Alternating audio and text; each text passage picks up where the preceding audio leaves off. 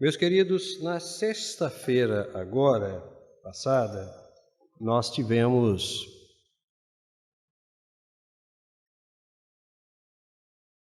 tempo muito precioso com jovens e adolescentes da nossa igreja e de outras igrejas, num projeto que a gente chama de resenha. Uma vez por mês nós nos reunimos em uma igreja e lá nós celebramos, temos um tema e nós debatemos esse tema. E a última resenha deste ano que vem nós vamos continuar, se Deus quiser. Nós já temos 5 igrejas que estão trabalhando com esse projeto, jovens e adolescentes, chegou mais uma, a PIB de Mutuá, e alguns irmãos da primeira Igreja Batista São Gonçalo, um grupo muito pequeno, e nós conversamos bastante, foi um tempo muito rico de informações, de testemunhos aqui também, por parte de quem estava participando. E das muitas falas que nós ouvimos, uma me chamou a atenção. Eu sempre tenho o hábito de, quando chego em casa, eu abro lá o Facebook e assisto tudo de novo, né? O culto, as mensagens e tudo, né? Para a gente ver onde a gente pode melhorar, né? E aí eu fui ouvir, porque foi transmitido, né? Fui dar uma olhada, e uma das falas, talvez quem esteve aqui talvez não lembre disso, porque foram muitas informações, uma das falas me chamou a atenção. Que foi: nós precisamos ser como Jesus. Nós precisamos ser como Jesus. Eu me lembro que na conversa também surgiu a ideia de que nós precisamos ter mais responsabilidade e uma série de outros conceitos que aconteceram aqui. E a gente começa a pensar, e eu falei isso com os garotos, né? A gente começa a pensar um pouco sobre as informações que a gente recebe. Tem que ser mais responsável, tem que amar mais, tem que ser mais comprometido, tem que ser como Jesus. Ok, mas o que significa isso? O que significa exatamente ser como Jesus? Muitas das vezes nós temos a ideia, mas não trabalhamos o significado. E aí a gente fica discutindo o problema e não consegue achar a solução. Temos que ser, óbvio que temos que ser, não tenha dúvida nenhuma disso. Nós temos que ser pessoas responsáveis, comprometidas, isso aí em qualquer área da nossa vida, não tenhamos nenhuma dúvida com relação a isso. Mas o que significa então ser igual a Jesus? Ser igual a Jesus. Porque também ouvimos isso, e até falamos isso, temos que ser igual a Jesus, temos que olhar para Jesus, prestar atenção em Jesus. Quando a gente vai ver a pessoa de Jesus, muitas das vezes a gente meio que dá um pouco para trás. É muito comum, e eu escutei isso muitas vezes, escuto e vou escutar, e os irmãos também devem ter escutado isso também muitas vezes, né? Quando a gente meio que aprofunda o significado da expressão ser igual a Jesus, dizendo: olha só, tem que fazer isso aqui, porque Jesus fazia também. Tem que falar dessa forma, porque Jesus falava também. Aí a gente escuta a seguinte consideração: mas Jesus era Deus. Isso já traz uma distância astronômica entre nós e Jesus. Mas Jesus era Deus. Tá certo. Mas eu pergunto: Deus sangra? Jesus sangrou. Deus tem fome? Jesus teve fome. Deus tem sede? Jesus teve sede. Deus se cansa? Jesus se cansou. Deus fica triste, chora? Jesus ficava. Então, na verdade, a ideia de que ele era Deus não é suficiente para justificar o fato de que nós precisamos, apesar das nossas limitações, ser como Jesus. Ser como Jesus. Porque se ele era de fato da forma como ele era, nós podemos ser também. E há uma questão muito curiosa com relação a uma fala de Jesus, que é até uma discussão muito interessante, né? Que é quando Jesus fala assim, olha, se vocês acreditarem em mim, se vocês de fato acreditarem em mim, vocês farão obras maiores do que as que eu estou fazendo. Quando você começa a perceber esse tipo de informação de Jesus, a gente precisa parar para refletir. É claro, há muito que falar sobre Jesus, mas hoje, de uma forma muito particular, eu queria falar apenas sobre um aspecto da vida de Jesus. Um único aspecto da vida de Jesus, que, na minha opinião, eu creio que na opinião dos irmãos também, e também de acordo com o apóstolo Paulo, define tudo em Jesus. Tudo. Tudo que ele fez, tudo que ele falou. Tudo. Um único aspecto, que é fundamental. Foi fundamental na vida dele. Foi fundamental na vida do pai dele e deve ser fundamental na nossa vida também, se nós, de fato, quisermos viver como Jesus viveu, que é o amor. É o amor. Por favor, Daniel, coloca o tema da mensagem. Abra a sua Bíblia, 1 Coríntios, capítulo 13. Nós vamos ler o capítulo todo. Nós vamos ler esse capítulo todo e vamos pensar um pouquinho nesse aspecto em particular da pessoa de Jesus, porque o que Paulo fala aqui é o que havia em Cristo. E ele fala do que havia em Cristo, nos orientando a vivermos como Cristo viveu, amando como Cristo amou. E ele traz as características do amor de Cristo que devem ser as características do nosso amor também, para ver se definitivamente a gente para com a ideia de se justificar dizendo que ele era Deus, o que não é uma mentira, mas um Deus não sangra, e ele sangrou. Coríntios 13 nos diz o seguinte, nós vamos ler o capítulo todo, que é um capítulo pequeno, vai até o versículo 13. Mesmo que eu falasse as línguas dos homens e dos anjos, mas não tivesse amor, seria como metal que soa ou como prato que retine. E mesmo que eu tivesse o dom de profecia, conhecesse todos os mistérios e tivesse todo o conhecimento, e mesmo que tivesse fé suficiente para mover montanhas, mas não tivesse amor, eu nada seria. E mesmo que eu distribuísse todos os meus bens para o sustento dos pobres, e entregasse o meu corpo para ser queimado, mas não tivesse amor, nada disso me traria benefício algum. O amor é paciente, o amor é benigno, não é invejoso, não se vangloria, não se orgulha, não se porta com indecência, não busca os próprios interesses, não se enfurece, não guarda ressentimento do mal. Não se alegra com a injustiça, mas congratula-se com a verdade. Tudo sofre, tudo crê, tudo espera, tudo suporta. O amor jamais é vencido, mas havendo profecias serão extintas, havendo línguas silenciarão, havendo conhecimento desaparecerá. Porque parcialmente conhecemos e parcialmente profetizamos. Mas quando vier o que é completo, então o que é parcial será extinto. Quando eu era criança, falava como criança, pensava como criança, raciocinava como criança, mas assim que cheguei à idade adulta, acabei com as coisas de criança. Porque agora vemos como por um espelho, de modo obscuro, mas depois veremos face a face. Agora conheço em parte, mas depois conhecerei plenamente, assim como também sou plenamente conhecido.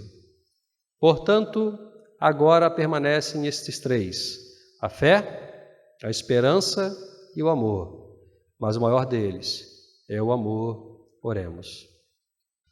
Ó Deus de toda graça, bondade e consolação, que o Senhor fale aos nossos corações esta noite. Estamos diante do Senhor, como igreja do Senhor, amada do Senhor, para ouvir do Senhor aquilo que o Senhor tem para nós. Em nome de Jesus. Amém. Enquanto orava, eu me lembrei de uma outra questão muito interessante. Além do discurso de que ele era Deus, muitas das vezes nós, quando nos aplicamos ao ensino da palavra, à doutrina bíblica, e aí eu volto a falar o que eu falei anteriormente, né? Lembra do reformador? Leia a Bíblia contra você, nunca ao seu favor, nunca buscando elementos para justificar as suas atitudes, comportamentos, emoções e sentimentos, não? Quando nós somos orientados a termos um comportamento como Cristo teve, e ter um comportamento como Cristo teve, viver como Cristo viveu, traz implicações delicadas, complicadas e até mesmo emocionais. Nós temos uma outra desculpa. Mas ninguém faz isso. As pessoas não fazem isso. As pessoas não amam como Cristo amou. As pessoas não falam como Cristo falou. Todos têm que fazer. Ok, está correto. Está correto. Não há nenhum erro nisso. Mas muitas das vezes isso soa como uma forma de justificar a minha não prática da vida cristã, porque a gente tenta perceber no outro a prática para que eu pratique também. Isso não existe. O compromisso com a Escritura Sagrada é um compromisso da individualidade, não da coletividade. O compromisso se torna coletivo quando a gente tem a soma das individualidades. Quando todos nós, individualmente, somos comprometidos, aí, de fato, o compromisso se torna o compromisso da igreja. Então, não há nenhum motivo para que nós não vivamos como Cristo viveu. Ainda falando com os garotos na sexta-feira, eu citei uma experiência de uma visita que eu fiz na própria sexta-feira a um rapaz morador da comunidade, que está passando por uma situação um pouco delicada. E em conversa com ele se justificou a respeito de algumas atitudes e comportamentos, né? Dizendo que ele foi abandonado pela família, pelos amigos, e uma série de outras questões que nós conhecemos muito bem, porque o ser humano é especialista em construir desculpas, né? E eu deixei ele falar, ele precisava desabafar, precisava jogar para fora todas aquelas emoções e sentimentos. Deixei ele falar bastante, fui ponderando e tal, e virei para ele e falei: rapaz, presta atenção numa coisa que eu vou te falar. Você está dizendo para mim que quer caminhar com Jesus. Você está dizendo para mim que quer obedecer a Deus. Mas e que você lê a Bíblia todos os dias, não lê? Leio. Então deixa eu te lembrar de uma coisa.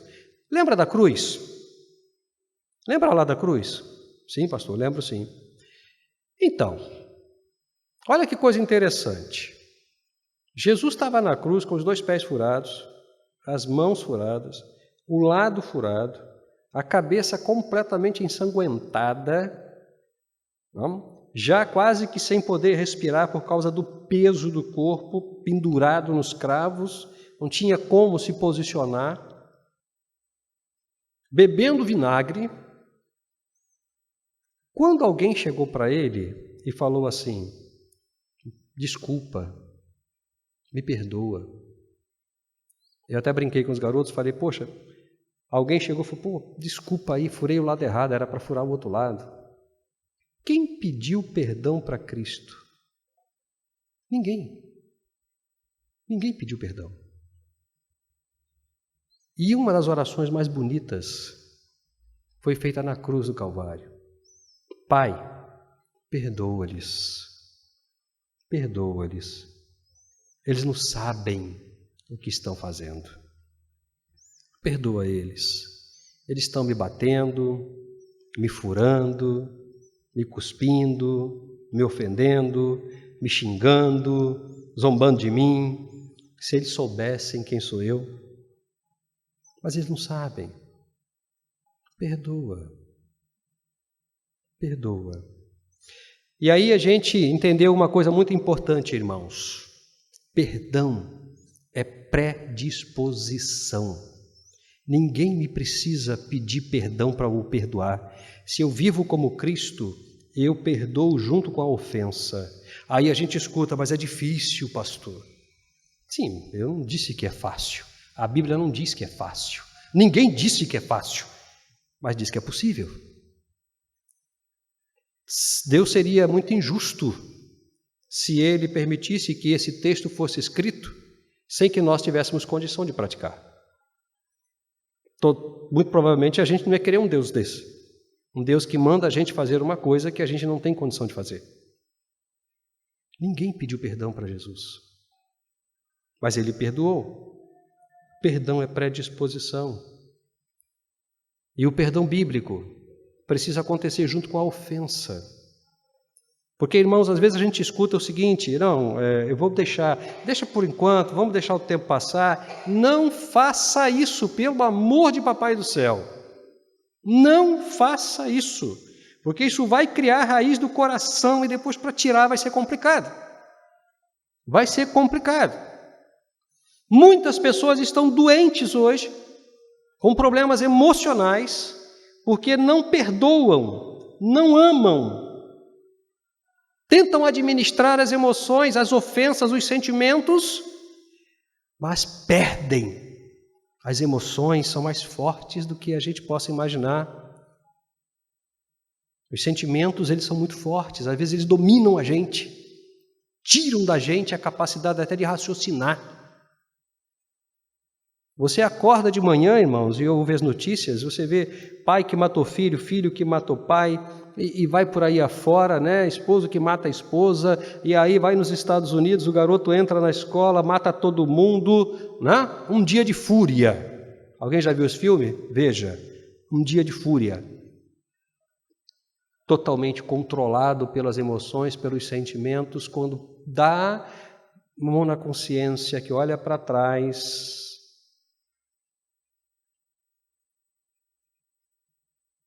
Ninguém pediu perdão para Cristo.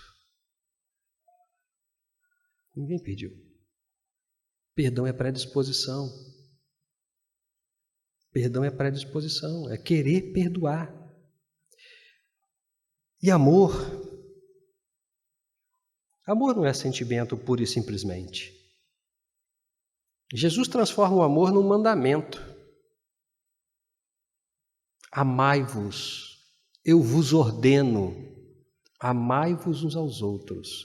Eu vos dou uma ordem. Amai-vos uns aos outros.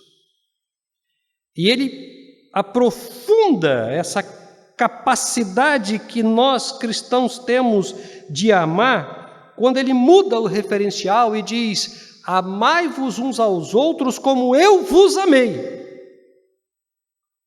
Como eu vos amei. Não é mais como a si mesmo.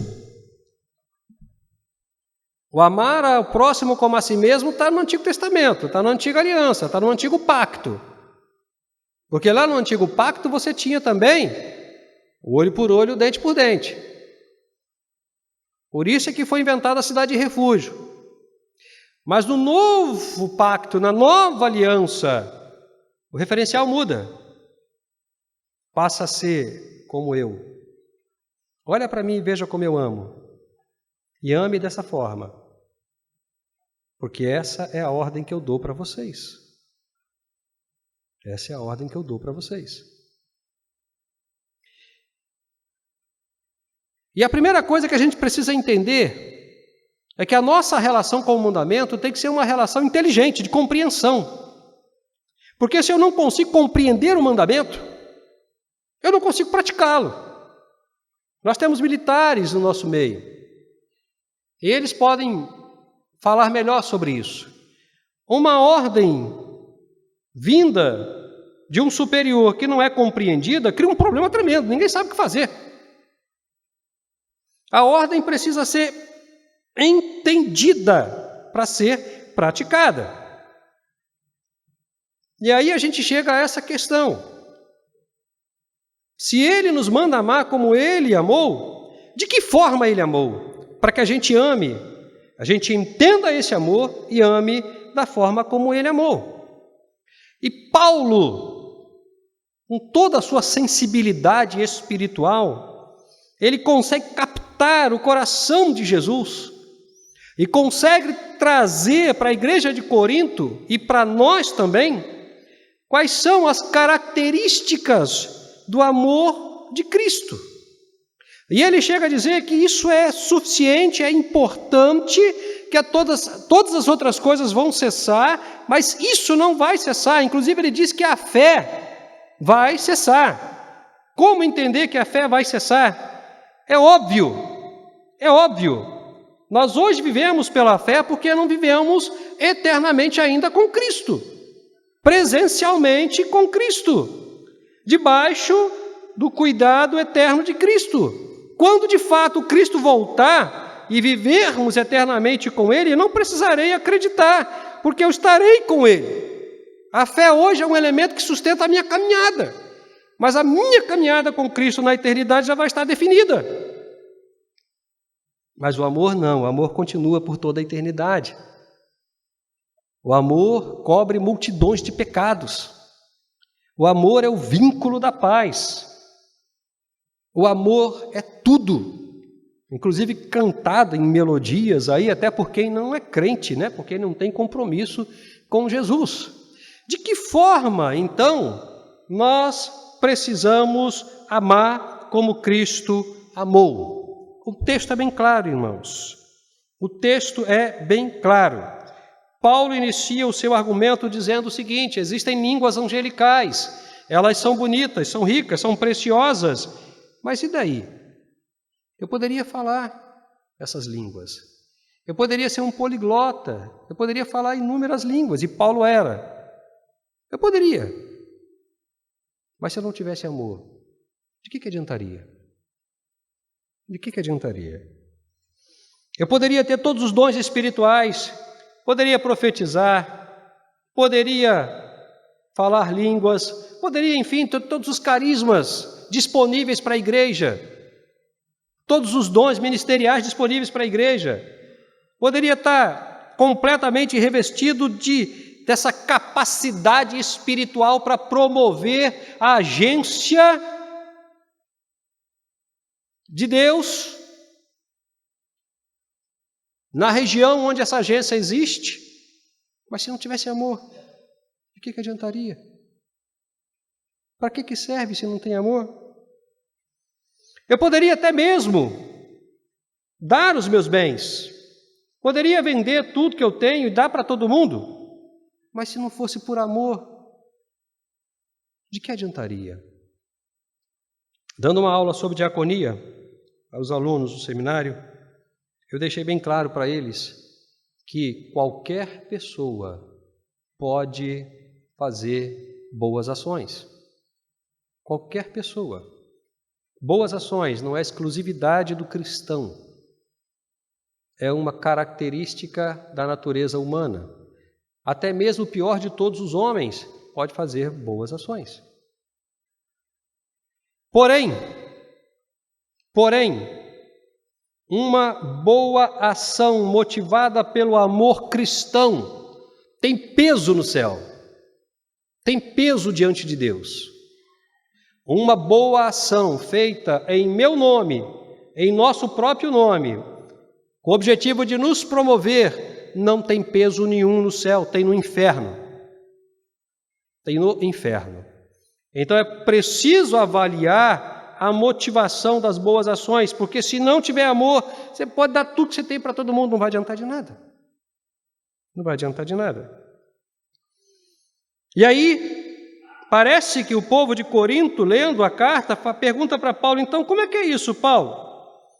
Você está dizendo que eu poderia ser o bambambam da espiritualidade, o mais solidário de todos os homens da terra. Mas se eu não tivesse amor, como é que é isso? Que amor é esse? Quais são as características desse amor? Que amor é esse que você está falando, Paulo? E aí Paulo começa a falar, irmãos, de uma forma tão sutilmente profunda que parece que as palavras de Paulo entram como uma espada no coração da gente e desmonta a gente com todas as nossas pretensões, todas as nossas competências, todas os nossos aprendizados, toda a nossa espiritualidade. Paulo é assim, é assim. Primeiro, é paciente. É paciente. O amor é paciente, é longânimo, espera, é paciente. Ele é bondoso, ele é benigno. O amor não tem inveja. O amor não tem inveja. Pelo contrário, o amor quer que o outro viva bem. Fique mais bonito do que ele. Mais saudável do que ele. Que prospere. Isso é o amor. O amor não busca os seus interesses. Busca o interesse do outro. O benefício do outro. A melhoria do outro. Mesmo que para isso eu me prejudique, eu não melhore. O amor não se enfurece, não fica com raiva, não tem ódio, porque ele é paciente, então ele não pode se enfurecer.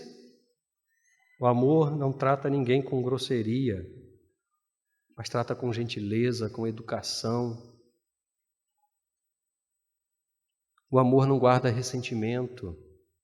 Um dos maiores motivos de doenças chamadas psicossomáticas, que é quando o corpo reage às emoções, é o ressentimento. É sentir novamente aquilo que já foi resolvido. E aí isso causa úlcera, gastrite, dor de cabeça e pode até infartar a pessoa. Algumas pessoas, elas são especialistas em ir lá atrás, buscar o que já foi resolvido, trazer para cá de novo, ressentir, construir emoções, reviver e se enfurecer com coisas que já Deus perdoou, que Deus já não se lembra mais, que Deus não quer mais tocar no assunto. Mas a gente vai lá, mexe naquele lixo e traz para a alma, traz para a mente e sua. O amor não faz isso. O amor não faz isso. E não faz isso com o mal. Quando a Bíblia diz assim, não guarda ressentimento do mal, a Bíblia está dizendo o seguinte: você sofreu um mal, você foi maltratado, você sofreu no ato, né, de você ter sido maltratado, você chorou, você se magoou. Obviamente nós somos seres humanos, né? Se você não tiver nenhuma reação diante do mal, você está morto. Mas nós somos seres humanos. Mas aquilo foi curado? Aquilo foi resolvido? Então não tem mais que pensar no mal. Não tem mais. O amor caminha ao lado da verdade. E aí Paulo aprofunda mais ainda, ele joga mais dentro da alma da gente. Ele diz, tudo sofre, tudo crê, tudo espera, tudo suporta. Tudo sofre. Tudo sofre. Parece que alguns de nós ainda não aprendemos a sofrer. Nós vivemos um cristianismo que não nos ensinou a sofrer. Pelo contrário, um cristianismo que nos ensinou a fazer os outros sofrerem. Nós precisamos aprender a sofrer, irmãos. E somente com amor a gente aprende a sofrer, a suportar, a esperar, paciente, a esperar. E aí Paulo fecha dizendo o seguinte: com todas esses atributos, essas qualidades, essas características belíssimas contra você, você será vitorioso, porque o amor jamais é vencido. O amor nunca perde, nunca é derrotado.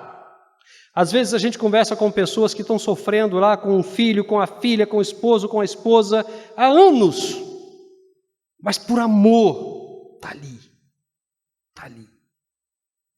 E chega a hora da vitória. E quando vem a vitória, a gente confirma o texto bíblico: não perdeu. O amor nunca perde. Ele sempre vence.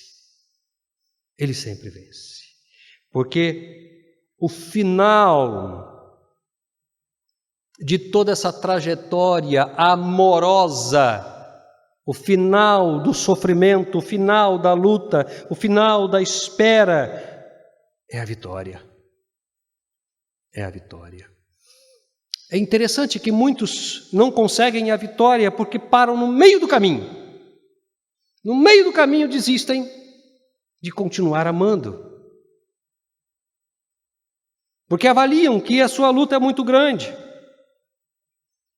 Nós estávamos aqui numa reunião com os pastores, o pastor Samuel Mota, ele esteve falando uma coisa para a gente que me chamou a atenção. Eu acho que eu conversei com a minha esposa sobre isso, eu não me recordo, que ele falou o seguinte: meus irmãos, falando para pastores, meus irmãos, você está sofrendo muito?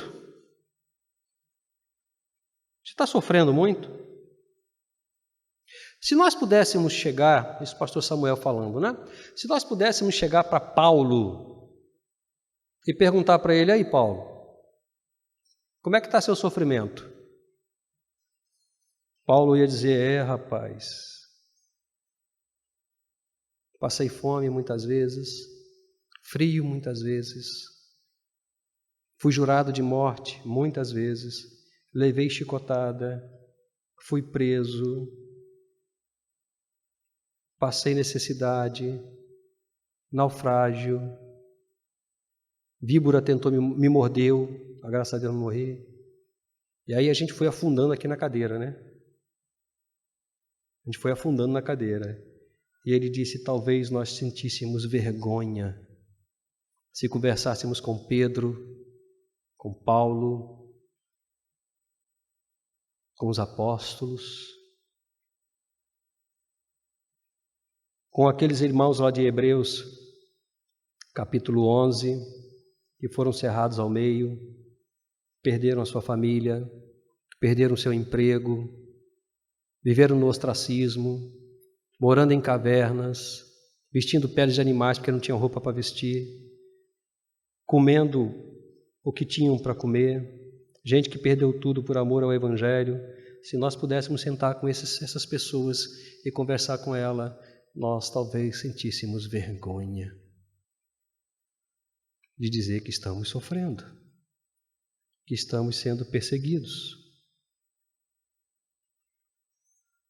Meus queridos, nós precisamos frutificar em amor. Nós precisamos amar sem precedente, sem condição, sem que as pessoas nos amem. Porque assim como o perdão é predisposição, amar também é predisposição. É a predisposição para cumprir o mandamento. Então, quando alguém falar para você assim: ame como Jesus te amou, lembre de Coríntios 13, porque aqui estão as características do amor de Cristo. E é dessa forma que Ele quer que nós amemos uns aos outros, que nós frutifiquemos e que essa árvore seja bonita. Uma das razões fundamentais do crescimento da igreja em Jerusalém era o amor. Era o amor. Como eles se cuidavam, como eles se amavam, e a comunidade via, e o Senhor acrescentava todos os dias à igreja aqueles que se haviam de salvar. Deus trabalha numa igreja que vive de amor. O amor é a matéria-prima do progresso da igreja. Uma igreja que ama é uma igreja que cresce, não apenas quantitativamente, mas principalmente qualitativamente. Mas amar dessa forma, meu querido, frutificar O amor de Cristo em nossa vida não depende de mágica, só depende da gente. É mais honesto você chegar e dizer: eu não quero amar como Cristo amou, do que dizer Ele era Deus, ou as pessoas não amam, não são obedientes, ou é difícil. É mais honesto você dizer: eu não quero. Porque se você quiser, você pode. Se você quiser, você pode. Você consegue. É só você desejar obedecer ao mandamento de Jesus. Precisamos frutificar em amor. Porque amor, eu vou dizer novamente, é a matéria-prima do crescimento da igreja. Irmãos, não há vergonha nenhuma em amar como Cristo amou, com as características do amor de Cristo. Porque presta atenção numa coisa, lembra que eu falei? O fim de toda essa caminhada é a vitória, porque Paulo termina o seu argumento dizendo assim: o amor nunca perde, ele nunca é vencido. Quando você olha para Jesus e vê tudo que ele passou, a morte dele, o que vem depois? A vitória na ressurreição. E ele diz: agora todo o poder me foi dado nos céus e na terra. Presta atenção, presta atenção, presta atenção. Para a vitória ser justificável, para que de fato ela tenha razão de ser o que ela é necessário passar pela tribulação. Senão não tem lógica. Não tem lógica. Não existe vitória sobre nada. Sobre nada. Se você está sofrendo, se você está chorando pelo seu esposo que não se converteu ainda, pela sua esposa que não se converteu, pelo seu filho que está nas drogas, pela sua família que está desregrada, por uma doença que você está sofrendo, pelo desemprego, pelo óbito, amém, é justificável, a gente entende isso, mas entenda, a vitória vem se você amar como Cristo amou, porque